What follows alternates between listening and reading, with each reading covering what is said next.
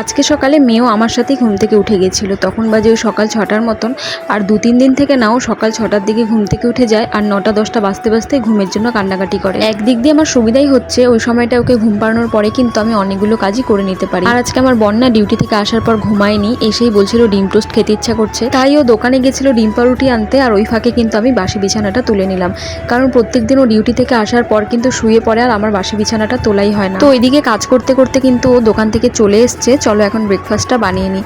প্রত্যেকদিন তো এমনি চাই খাওয়া হয়, কারণ সকালবেলা কাজের এত চাপ থাকে, এই ধরনের খাবার কিন্তু প্রত্যেকদিন খাওয়া হয় না। তো কয়েকটা রুটি দিয়ে ডিম টোস্ট করলাম আর কয়েকটা কিন্তু এমনি সেঁকে নিয়েছিলাম, আর তার সাথে করেছিলাম দুধ চা। আর মেয়ের জন্য কিন্তু আজকে আলাদা কিছু করিনি, ওকে ডিম টোস্টটাই খাইয়েছিলাম। তারপরে কিন্তু এদিকে ভাতটাও বসিয়ে দিলাম। আজকে রাতে আবার জন্মদিনের নেমন্তন্ন আছে, সেই জন্য ছোটো হাঁড়িতেই ভাত বসালাম আর তার সাথে আলু ভাজাটাও করে নিয়েছি। তারপরে সোজা চলে গেছিলাম জামা কাপড় ধুয়ে দিতে, কারণ ওয়েদারটা না বেশি ভালো ছিল। আলু ভাজাটা করার কারণ হলো কালকে রাতের একটু পান্তা ভাত ছিল, সেই জন্য আলু ভাজাটা করেছিলাম। ওটা দিয়ে আমি সকালবেলা খেয়ে নিলাম আর মেয়ের জন্য একটু বেগুন ভাজা করলাম।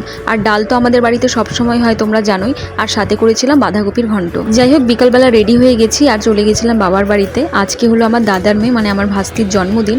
গিয়ে দেখি বেলুন দিয়ে কোনো ডেকোরেশনই করা হয়নি, বেলুনগুলো শুধু ফুলিয়ে রেখে দিয়েছে। তাই আমি বেলুনগুলো সুন্দর করে লাগিয়ে দিলাম আর এখনও কেক কাটিং করবে। তো চলো আজকের ভিডিওটা এখানেই শেষ করছি, কেমন লাগলো অবশ্যই জানিও।